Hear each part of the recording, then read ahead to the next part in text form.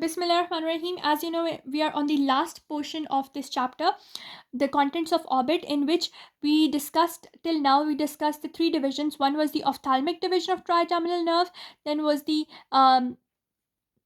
maxillary division. Now we are going to discuss the mandibular division. This mandibular division has anterior branches and posterior branches. Now the anterior branches supply certain muscles, which are the masseter, temporalis, and lateral pterygoid. The branches, the mnemonic for this is MTP, which is masseter, temporalis, and the pterygoid, which is going to be lateral. And the posterior division, it gives one branch to the auricular temporal nerve. You know, this is mandible, right? This, and it forms a temporomandibular joint. And temporal bone has this auricular portion. So this auricular temporal nerve is given off, which goes posteriorly and to the auricular temporal region, and then it gives off a branch to the tongue, which is the lingual branch, and to the lower teeth, which is the inferior alveolar branch. So mandibular division, the as you know, this is the mandible. So mandibular division has anterior branches, posterior branches. The anterior one gives to the certain muscles. The muscle mnemonic is MTP, the masseter, the temporalis, and lateral pterygoid. But for the posterior one, it gives a branch upward, that is auricular temporal. The branch to the tongue, that is the lingual. A branch to the lower teeth, that is the inferior alveolar. Now the sympathetic branches. You know, in the orbit there are certain sympathetic branches given. The vasomotor branches, they are given from the three nerves which supply the extraocular muscles, which are the cranial nerve number 3, 4, and 6, the oculomotor, the trochlear, and the abducent. These, apart from giving to the extraocular muscles, they give the vasomotor fibers, which are sympathetic.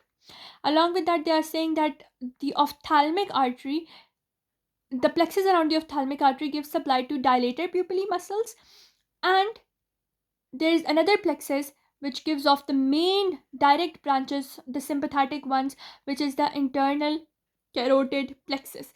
The branches from this plexus pass via the superior orbital fissure. They join the ciliary ganglion, and when we were discussing the ciliary ganglion, I told you that the sympathetic division is only going to supply one and only thing, that is the dilator muscles. One branch supplies the vasomotor, other is the dilator. Dilator can be supplied either via the internal carotid artery plexus or the ophthalmic artery plexus.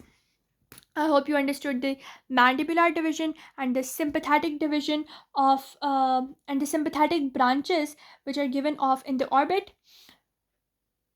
So after this long playlist, I thought why not we should do certain multiple choice questions. So let's look at the first one. Which nucleus is related to the ciliary ganglion? If you've watched my ciliary ganglion video, you know that is going to be Edinger-Westphal nucleus, because Edinger-Westphal nucleus was giving certain branches, the inferior oblique ones, which were giving the parasympathetic division to ciliary ganglion. Okay, ophthalmic artery is a branch of which of the following arteries? As we know, it's a branch of the internal carotid artery. If you watch my ophthalmic artery video, you know this. Supraorbital artery is a branch of. So when we were studying the ophthalmic artery, we talked about its branches, and one of its branch was the supraorbital branch. So it's a branch of ophthalmic artery. Which of the following is true about the ocular muscles? You know, medial rectus, it's supplied by cranial nerve number 3. It's true. Superior oblique turns the center of the cornea upwards laterally. If you know this whole mechanism that I explained, you know, superior oblique is present laterally and inferiorly. So it go inferior lateral motion, and its other motion was the intorsion. So superior oblique turns the center of the cornea upwards. No, first of all, we know it's going to do its downwards. So this one is in wrong. Inferior oblique arises from medial wall of the orbit.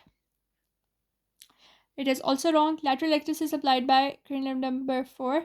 You know, LR6 mnemonics. So the only correct option is first one. Medial rectus is applied by cranial nerve number 3. If you know the mnemonic LR6 and SO4, you are ready to do these very much easily. Which nerve does not traverse the middle part of the superior orbital fissure?